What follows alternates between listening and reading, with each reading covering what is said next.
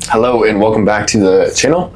Today we have a very important topic that is going to revolutionize your reality if you allow it to. And that is that imagination is your reality. Now I want to start by quoting some people of importance, because I think it's always important to draw significance to people who claim the significance of a said statement. And that's, for the first one is Albert Einstein. Imagination is more important than knowledge, for knowledge is limited, whereas imagination embraces the entire world, stimulating progress, giving birth to evolution. It is, strictly speaking, a real factor in scientific research. And when I read this quote, it really is telling me one thing, and that is imagination equals reality.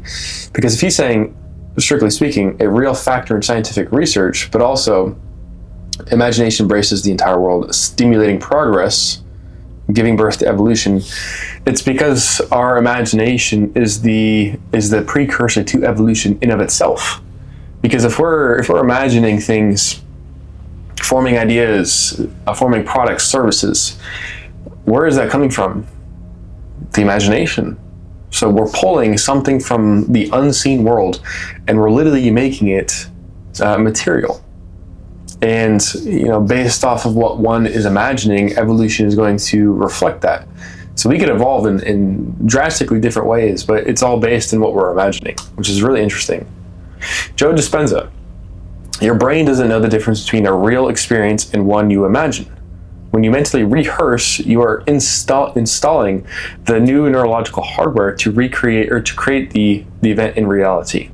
Joe Dispenza is a scientist. He's a person who is studying the effects of meditation in the brain and heart, something called brain-heart coherence, to measure, and measuring something is science. So if you can measure the effects of imagining, you're proving something to be fundamentally true, objectively true. And in his research, it is objectively true that people are healing themselves from stage 4 cancer. People are healing themselves from being paralyzed. You can go to his YouTube channel, or you can just type in Joe Dispenza testimonials, and of course you're going to find nuance, and of course you're going to find people who have negative experiences. But please, I urge you, go find the plethora of people speaking on behalf of his retreats, his research, but more importantly, their personal experience of how they've changed their lives through the power of their imagination. I mean, it is unheard of to hear someone being paralyzed for 30 years and then having the ability to walk and sprint again. That is incredible. And if his research, which it is showing that the imagination is the precursor to the event, then we ought to look at the imagination with a lot more admiration, more respect, courtesy, honor, all of it. Because how would that change your life if you internalize the truth that people are healing themselves from all sorts of ailments simply, not easy, but simply through creating imaginal acts that they believe to be true?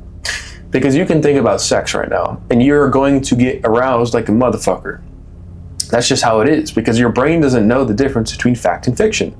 Or you can call on recent experiences or previous experiences in your life that were good or bad, doesn't matter, and you'll feel the emotions of when you were in that situation at that moment in time. Because your brain is not responding to what's necessarily objectively in front of you, but what you subjectively believe to be true. And that's the power of the mind, because of course objectively I'm speaking to you through this camera and that is real, but I am drawing on my own subjective experience, which is more real than the objective world to a degree. Now, I'm obviously not saying that I can transport myself into different parts of time, although some teachers like Neville Goddard claim that you can through his work, and that takes mastery.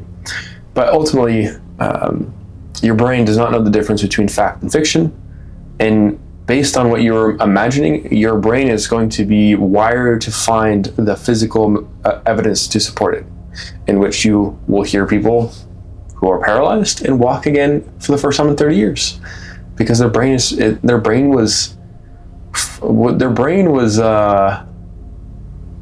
conditioned to believe that it could walk. So the brain sent the neural connections to the body to heal itself so it could walk. It's fucking crazy, bro. Neville Goddard, my personal favorite teacher, or a favorite teacher of mine. Christ is your imagination. You must believe it. Christ is the power and wisdom of God, and your own wonderful human imagination is that power. Neville is a 19th century mystic who learned from a guy named Abdullah, an Ethiopian mystic as well. And his work is really reshaping the way you view the Bible, because he does not view the Bible as literal. He views it as a psychological drama told through allegorical stories that are describing the human psyche and the human body, and primarily the character Jesus Christ as your awakened imagination, in which, if you can consciously place yourself inside of your imagination, reality must bend to that. So, with Neville and many, many other mystics, spiritual individuals, you may say, they all conclude the same thing, that your imagination is your reality. And if you are able to train your mind to, I'm pausing because I'm trying to think if I need to reframe the statement that I'm thinking of. If you are able to train yourself to understand that your imagination creates reality, you will no longer look outside of yourself as the cause, because you understand that your brain does not know the difference between fact and fiction, and what your brain accepts as truth. It will neurologically rewire itself to connect to the quantum field to find the physical evidence for it, in which it will. So when you train yourself, who you are as an individual, to close your fucking eyes, to sit in some meditation, to focus on an imaginal act in which you conjure the emotional conviction of being there, here and now, you will train yourself for self-mastery. And you will be able to manifest money, you'll be able to manifest relationships, you'll be able to manifest whatever it is you want, ultimately. But more importantly, you will never, ever, ever look outside of yourself for confirmation again. You will have supreme confidence. You'll have supreme peace. You will have supreme knowing. And there is nothing more important and valuable than that. No money can surmount the importance of that. Like, imagine what your life would be like if you knew for a fact that you are okay, that everything that you want is going to unfold, at least the theme. Because I personally don't want to know everything that's going to unfold in my life, because if I knew, I would be bored as fuck. And I think the same thing for you. But I know the themes of my life are coming to fruition, because I choose it, I declare it, I accept it, and that's it. Because I understand that Christ is my imagination. I understand that my imagination equals my reality. And the more I get into this work, and the more I research the brain, the more I read mystics, the more that I pursue my path, the more I am realizing we need to have more conversations about your imagination, about the human imagination, because as I'm going to show you in this video, it's so much more important than you can comprehend. And I'm even realizing this in my life after my 7-year journey of spirituality, of manifestation, however you want to define it. It's becoming more and more and more important to me, because I am really, really, truly feeling the gravity of my imagination and how it shapes my reality. So let's get into it. The imagination creates everything. Your imagination is an image that governs your mind. Nation. A nation of psychology, a nation of health, a nation of visions. Whatever the image depicts will shape how the individual perceives reality to be a certain way. In this case, you. So if the image you imagine depicts abundance, health, joy, then the individual will experience the physical manifestation of abundance, health, and joy. If the image depicts lack, disease, and anger, you will experience the physical manifestation of lack, disease, and anger. What the image governs. It governs psychology, it governs health, it governs your spirituality. Psychology is your emotions, your thoughts, beliefs, assumptions, perspectives. And I want you to think about this for a second, because if you simply take the time to journal, to sit in silence and contemplate your imagination dictating your psychology, you will come to the conclusion that it does. Because how do you expect to create wealth in your life if your mental images reflect poverty? If they reflect your boss saying no to a raise? If it reflects your parents speaking to you in a negative way in which you start to identify with the lack mindset or the victim mindset?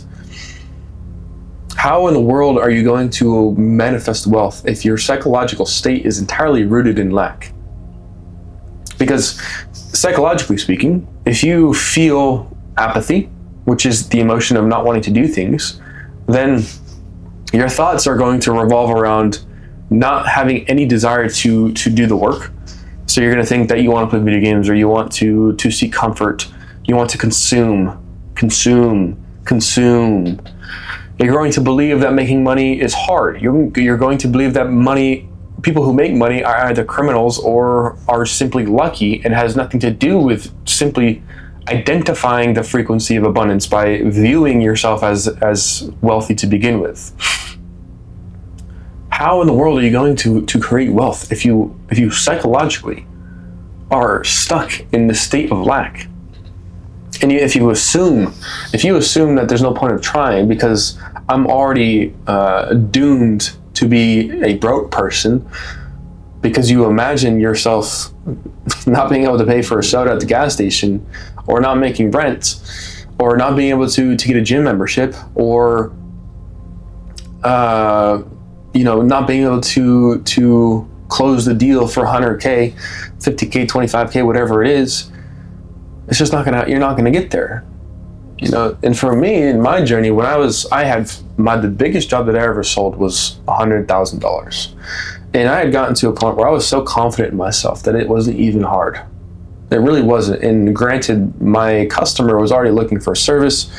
She had already heard good things about the company, so it was a bit easier than other jobs that I've sold for less than, for like 10K. But I psychologically, I had sculpted myself to be a person of abundance, of excellence, because my imagination, I would always view my clients saying, absolutely, here's the 30% deposit. Here's this 25K, because I know you're going to do an exceptional job. And it happens. And that's the foundation of the entire business that I and my brothers built. Perspectives.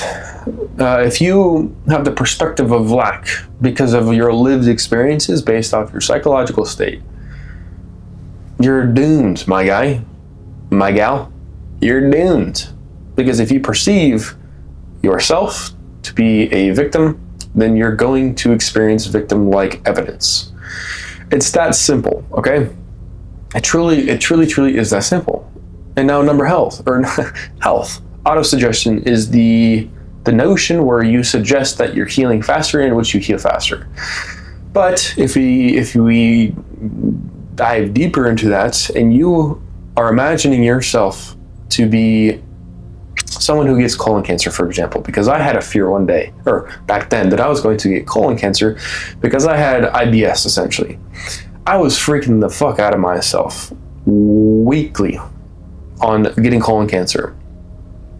And because of this, I was in a chronic state of fear, worry, anxiety, and this ultimately led me to have this IBS in which I was constantly feeling sick, that I was constantly having to go to the bathroom, that I was constantly in some situation, in dire situation, where all things were falling apart in my life. And that was causing my health to suffer. My skin wasn't good. I just didn't feel good. I wasn't getting sleep. I was consuming too much alcohol. I was consuming too much cannabis. So I was auto-suggesting that I was a unhealthy person, that I am doomed to sickness, that I am doomed to disease. And the physiological response was all the things that I experienced. So if you auto-suggest to yourself that you're a person who's unhealthy, because in your imagination, you are viewing yourself as an unhealthy individual, in which you, let's say in this situation where you're at work or something, and you're imagining this, that you're at work, and then all of a sudden, you're taking a shit, and I'm referring to the colon cancer thing again, and a bunch of blood comes out of your ass. You're going to feel fear. You're going to feel so much worry. You're going to feel death, essentially. And if I were to, I know for a fact, if I had continued down that path, that imaginal act of me, because I had that imaginal act of me shitting blood out of my asshole. So fucked. I would have gotten colon cancer. I know for a fact, because I know. There's such a conviction in this stuff now, because there's so much evidence around me to support this. Your imagination, my imagination creates my reality, and your imagination creates your reality. So extrapolate this to your situation. If you identify as a fat person, and you imagine yourself eating Twinkies and McDonald's and all the unhealthy food, the Doritos and whatever it is that fat people eat, how do you expect to become fit if you're not going to see yourself as a fit person who eats fit people things? I'm not trying to be an ass, but it really, people overcomplicate this stuff wildly, and it's unbelievably simple when you can boil it down to the very root of change, which is your imagination. So if you are a fat person watching this, the way you become fit is by imagining yourself to be a fit person. And if you don't know what it's like to be a fit person, this is where your imagination is a very, very mysterious thing that we will never fully comprehend. But if you sit in meditation, in silence, and you contemplate what a fit person is like, you will tap into the collective consciousness in which you will be able to perceive someone who's fit, and you'll be able to experience their thoughts, their emotions, their reality. There are people there are masters in this practice, who claim to know what it's like to be a rock, who claims what it's like to be a cow, to be, if they're a man, they've had experiences of being a woman, by simply contemplating on a woman's life, or a rock's life, or a cow's life. And this might sound wild to you, but if you get deeper into the space and you start reading literature around this, you will find this theme in many, many, many books, that people can know intimately what it's like to be those things. So if you're fat, you need to start suggesting to yourself that you're a fit person. And by the laws of reality, you, or more or less your brain, will start to register these imaginal acts as truth.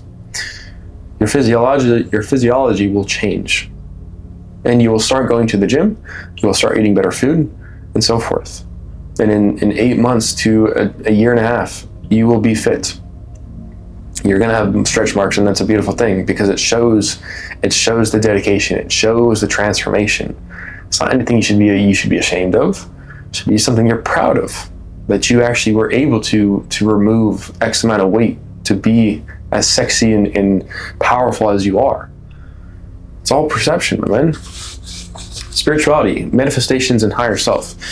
If you're a spiritual fucker, as I am, not so much as I used to be honest, because there's a lot of BS in the spiritual community, but if you don't take the time to develop your imagination, you're not going to be able to manifest anything, because the root of spirituality is in your imagination. Because spirituality is the unseen self. It is the unseen world. And the imagination is not something you can perceive with the human eyes, but it's something you perceive with your inner eye, which you're going to learn in this video is the pineal gland. To a degree, the pineal gland, in my understanding, is the physical manifestation of the imagination itself, even though the imagination is what created the human body to begin with. But that is a higher level conversation to be had, which we will not have today. But if you do not develop your imagination, and you don't take the time to practice visualizing, which you'll also learn that there's a research paper that we're going to go over, that elite level athletes are intimate with their imagination. And one of the reasons why they're able to be elite level athletes is because they practice certain moves in their sports within their mind. They practice the feeling of success in their sport. And that success that they feel inside of their imagination reduces anxiety performance. And if you don't have anxiety performance, you're able to tap into that flow state, and you're able to do the unheard of. But you're able to do the things that most people will never do in those situations. So top athletes are and those are the people that I will work with, that I am working with. That top athletes are wonderful visualizers because they understand that by visualizing, they are going to experience heightened results in their performance. And this is proven science. And everything that I'm talking about, to a degree, of course, is backed by science. And the other higher self part really is the understanding that who you are yourself is a byproduct of the imagination. So the more you understand that, the more you can connect with your higher self, because you're no longer bound by the physical senses, and you're truly bound by the inner senses of the imagination of your higher self, in which you're able to speak to yourself and connect with the self that will tell you what to do to get the things that you want. And when you listen to a lot of successful people, they will talk about the idea of the higher self, where in the situation they are broke, but they ask their higher selves, how do I get out of this? What do I need to do? And they're able to connect with the version of themselves, like a what is the term called? The multiverse theory, where they can connect to the version of themselves that is already a multimillionaire or a successful business person, and they literally feel like they're communicating with a future version of themselves. So by developing your imagination, you start to tap into that higher self. So the imagination from a scientific perspective. The pineal gland is the physical manifestation of the imagination. Now, number one, it is a light-sensitive tissue. The pineal gland contains photoreceptors nearly identical to those in the retina, which is such a, of course, of course, because the pineal gland is the eye of the imagination. So of course it's going to have the same or similar tissues of what our actual eye is. God is a very genius creator. I don't understand God, but it's very fascinating. Meaning it literally responds to light. And this is one of the reasons why mystics call it the inner eye. Now, number two, it produces natural DMT, which is known as the spirit molecule, the imagination, and the field connector. The research suggests the pineal gland produces trace amounts of DMT, a compound involved in mystical states, near-death experiences, lucid dreaming, and deep meditation, where people they have experiences that are separate from what you're experiencing right now in your seat or wherever the fuck you are, but in a completely different realm. But it's still encased in the imagination. Consciousness, how they're all interchangeable terms. And number three, the pineal gland is electrically active. And this is the part that I really want you to listen to and to take notes on, because this is the scientific part that really, and for me personally, is making me more disciplined in the practice of visualizing, because there's so much BS with this spiritual space, and I really, my focus is to ground this in science, is to ground this in what is observable and what is measurable, because I have no desire of speaking on what ifs or pseudoscience and things of that nature. And of course, there's the abstract aspect of the philosophy of this stuff, but I digress. The pineal gland generates electromagnetic fields through the activation of its physioelectric crystals. I always pronounce that term wrong. Specifically, microcrystals of calcite found inside the gland. These crystals behave like biological antennas capable of responding to the mechanical pressure and converting it into electrical energy. It's so wild of how advanced our human body is. And number 4, the pineal gland emits measurable electromagnetic waves. Studies show the pineal gland produce electromagnetic signals detectable in the brain's gamma frequency range.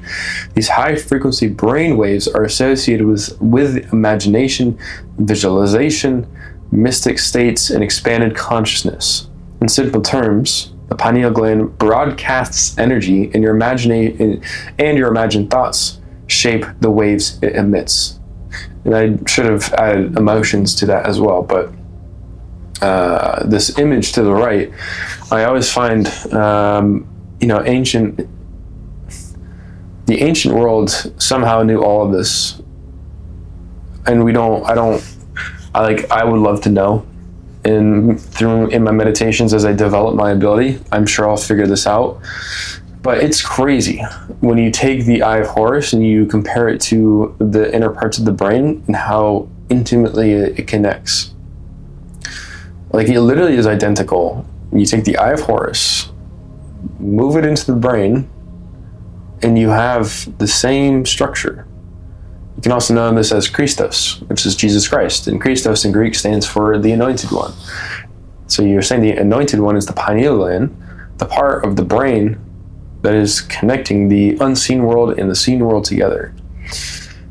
And kind of a side note, it's like, I wonder if, Egyptian hieroglyphs, like all these symbols are different aspects of the human body or stories of the human psyche. But yeah, it's so very interesting.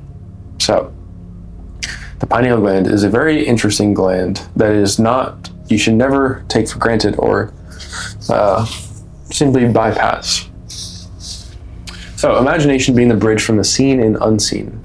Now, the question is, what are these waves of energy connecting to? Because science shows us that our brains are emitting waves of frequency, but where are they going? What are they connecting to? So here on the left, you have the human field. This is the manifested realm, the physical world. Now, this is called a torus field, right? So our body is emitting data through frequency, okay? Frequency is a vibration. And these waves of vibration carry data, okay? And this data, you see the arrows going out? I want you to pull this image here. This is the quantum field, which is the unmanifested, and I want you to lay it on top of this field. And the reason why I'm saying this is because as your data goes out, it then is cycled into the quantum field. And really, like, it's not that the quantum field and the human body are separate. They're interconnected. They're one and the same. They're different sides of the same coin. So the quantum field is in us. It's part of us. It's all around us. And as we cycle this data from within us, the kingdom of God, out into the physical world, it's then whatever we are objectively accepting as true, we will then subjectively create our own truths. And we will continue the cycle of the paradigm that we're in. So your imagination is pulling unmanifested energy, and that unmanifested energy then becomes manifested matter. And matter really is just dense pack of its energy, and that's another video in of itself. But the camera that I'm using to film this and the device that you're using to watch it is physics shows us that there is more empty space in that phone or laptop that you're using than there is actual matter. It's just a mind bender. So yeah, and this is important to understand because people think this stuff is random, but it's coincidental and it's by chance. But this is the furthest thing from the truth, because science is really showing us that we are creating our experience based off of what we're imagining. And based on what we're imagining, it is connecting to some field of energy, to something that then delivers the evidence to support our paradigm, our beliefs, our assumptions, and so forth. How does that change your life? Truly, like, ask yourself this: how does this change your life? Knowing that there is a reason why you're experiencing what you're experiencing. It is not random. And also, like, does that not make you feel powerful? Does that not make you feel inspired to imagine your life in a different way? To realize that there's no difference between you and the person living the life that you want for yourself. The only difference is what they're imagining. And as we went over, their imagination, of course, comes with the psychological states, your health, your spirituality. So it's not just, I don't want you to just think that you can imagine life to be a different way and that's it. Like, obviously there's more nuance to it, and I'll make another video about that, of how to actually visualize and actually how to use your imagination to create change. But for now, just this macro perspective of the imagination equaling your reality. But this should make you feel so powerful. This should make you realize that this field of energy created the human race. It created everything, and we are we are the stewards of this earth. We are stewards of our own experience, and we have the power to turn the unseen, unmanifested world into the manifested world, in which we are in this human body creating our own experience based off of what we are imagining. That is profound. That is unbelievably profound. And that is not something you should be taking lightly, by any means. And I get things can be challenging, and it's fear. There's a lot of fear with change, especially in how our society does not train us to be powerful beings, but very weak beings that are dependent on government, that are dependent on consumption, on what's seen and measurable. But as you're learning now, nothing that is necessarily, I can't say that, but as you're learning now, most of what you're experiencing is from the unseen world, and that should tell you that you got to pay a lot more attention to that. So your imagination turns the unseen into the seen. So without this relationship, there literally would be no reality. Like, reality wouldn't exist. By the laws of reality, there must be a system that shapes our experience, because nothing is coincidental. If everything is mathematical in nature, and there's laws that govern reality, why would our experiences be purely random if there are laws that govern nature? It doesn't make any fucking sense. People who say that are just lazy, and they don't want to take ownership of their reality. I'm sure there's ignorance, and ignorance is bliss to a degree, but that ignorance should be fixed. But again, think about it. If there are laws that govern every aspect of your life, and for example, like when you roll a dice, there's a reason why it lands on the numbers. It's all based off how you dropped the dice, the speed in which you dropped the dice, the angle in which you dropped the dice. Like, there's reasons, there's mathematical reasons why things happen. Things are not random in the ways that we understand nature. So if that's the case, then there's mathematical reasons on why our lives are the way they are. And I guarantee you, I don't know if I'll live to see it in my lifetime, but science will catch up to these ancient truths for sure. Because as you are aware, it seems that there's a pattern where a lot of these ancient thought ideas about us being the creator of our realities is being proven to be true. But I digress again, because this stuff makes me so excited. The sooner you accept this objective truth, the sooner you'll begin to truly create your reality. Now, I want you to meditate on this. This is your task. Contemplate this. Ask yourself why and how your imagination shapes your reality based on what we discussed today. And lastly, just to ground this in reality for you, because I know this is very abstract thinking. This is, not standard thinking. This is not, in most people's minds, this stuff is just garbage and they look past it. But as I mentioned before in the beginning of this video, we're going to go over a research paper quickly because I don't want to bore you. And this is, the way I want to end this video is grounded in science, okay? So a research paper on consciously imagining and increasing performances. If you want to research this for yourself, I can drop the link below. But this is the role of mental toughness, sports imagery, and anxiety in elite athletes. So, number one, this study looked at 407 athletes and examined how their imagination, or another way of saying mental imagery, connects to mental toughness, anxiety levels, overall performance. This is what they found. Number one, athletes with stronger imagination are mentally tougher. The athletes who could visualize clearly and vividly were the ones who stayed calm under pressure, bounced back faster, and performed better. So imagination equals identity stability. Number 2, a strong imagination reduces anxiety. And there's so much gold in that statement. A strong imagination reduces anxiety because that's self-assurance. That's knowing what I am imagining will come to fruition in various degrees. Everything is not necessarily exact, although you can have exact experiences. But again, as I said, it's a theme. So when an athlete imagines a situation over and over, their brain treats it as already familiar. And what's familiar comes with calm. What's unfamiliar is anxiety. So imaginative athletes feel more control and less fear in real competition. Number 3, imagination builds mental toughness, which then boosts performance. It's not just visualize and perform better, it's imagination, mental toughness, better results. Meaning, imagination changes the person first, then the performance. This is fucking science, bro. This is science. You gotta stop doubting this stuff. You have to trust that this everything that you've been learning, everything that you've been researching, all of it is real. It's not just some pseudoscience idea. And sure, of course there's pseudoscience of people, I don't know for certain, but materializing objects in their hands, I've never seen that. I don't believe that. But what I do believe is what this research paper is saying. This is science, my guy, my gal. Like, law of attraction is a real thing, but it requires performance. It requires action.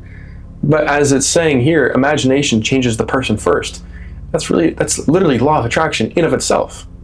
Law of attraction is becoming the identity first, and then acting upon the identity and experiencing the results of your performance through the relationship, the business, the performance in sports competition. All right, it gets me so motivated. Imagination affects emotional control more than physical skill, and that, my friend, is fucking gold. The biggest effect wasn't on movement; it was on confidence, calmness, focus, emotional stability. And this means imagination is a state control tool, not just a practice tool. So there you have it. This is science. This is measurable data. You can research this paper.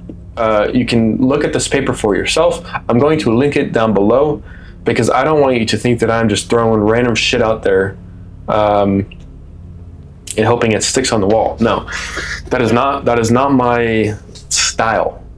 But I obviously, I lean with the mystics more than I lean with science at the end of the day, because they, again, seem to be proving things to be true thousands of years ago. So I'm going to continue to side with them. But, so with everything that we just went over, your imagination creates your reality. The sooner you accept this, the sooner your life is going to change. Point blank, period, bro. My gal. It's that simple. But it doesn't mean that it's easy. It's going to be hard because you're rewiring. This is where the spiritual people just rub me wrong. Pause. Is the fact that you can quantum jump instantaneously. No, you fucking can't. I get what you're saying, but you can't just recreate your neurochemistry in a second. This shit takes time, bro. That is creating what is the saying? Unrealistic perspective. That's an unrealistic perspective. And when you do finally quantum shift, it's because you spent time creating the teleportation device to get you there. The teleportation device is the meditations, the affirmations that you're saying to yourself, the journaling. Like, this stuff takes time. So why don't you start now rather than a year from now, or 2 years from now, or 5 years from now, or 10 years from now? You might as well start now. You might as well. If you're someone who goes to the gym, which you more than likely do, because that's who I know you to be, it's the same exact thing. If you go to the gym, you train your muscles. You break down the tissue to build it back stronger. You do it through various different ways of working out for different results. There's a progressive overload, or there's HIIT workouts, and I'm not as knowledgeable as the sports terms as I'd like to be, but you can affect slow twitch fibers and fast twitch fibers. So my point is, the way you develop your body in the gym is very similar to how you develop your mind. You can focus on hearing people inside of your imagination. So you focus on hearing your brother or your best friend congratulate you on your business success, and then you use mind sight, where you see your brother congratulating you, and you don't hear you don't hear his voice. You just see your brother congratulating you. And then there's the emotional aspect of it. You feel the emotion of your best friend, your brother, congratulating on your business success. There's different ways to train your mind for different strengths, different powers. So do it now, because why wait? Why wait? Because those athletes, they didn't just magically have the capacity to do that. No, they went through the ringer. They spent time, consistency. They practice it for years and years and years to get where they're at. And it's going to take you years and years and years too. It's going to take me years and years and years to be able to do the things that I want to do with my imagination, which is to consciously place myself inside of my imagination to the point in which I am experiencing reality in the ways that I'm experiencing right now. Because if he can do it, I can do it too. And I want to do it. That's going to take me time, because I have to relearn how reality works. I have to reshape I have to train my brain to stop associating with the outside world to a degree. I'm not saying I'm just going to completely check out and and become a vegetable, but I need to train my brain to turn off when I meditate, so I can actually place myself inside of my imagination to the point where I'm experiencing what I'm experiencing now.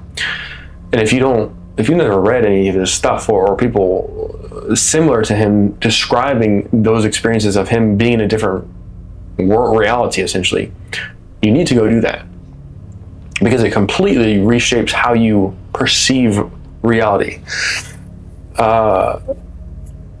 There's an edge that you gain, truly. It might fuck you up like it fucked me up, because that means everything is on your shoulders, and that's a lot of responsibility to deal with. But better to have control than no control. And there's nuance to that, obviously. Like, letting go is an aspect of creating a reality, because you need to understand that you have control, but you don't have control. So it's a very weird paradox at the end of the day, because anything can happen, and with the truth that anything can happen, bad things can happen to you, but also good things can happen to you. So learning to polarize yourself to the degree of who and what you want to be. So that is it for today's video. Please contemplate this. Understand the importance of it, and you will change your life. It's a 100% guarantee. You will make more money. You will have better relationships, because if you can view your imagination, if you can put yourself inside of your imagination and see friends being around you, smiling, hugging you and saying thank you for a wonderful time, or whatever it is that you want to hear your friends saying to you, your brain, again, is going to find the physical experiences, the physical evidence to support this. What are you waiting for? Why are you doubting this? Science shows that there is something, at least, to what the mystics are saying. It's not even something at this point. I consider this hard evidence. Your imagination creates reality. I'll see you in the next video.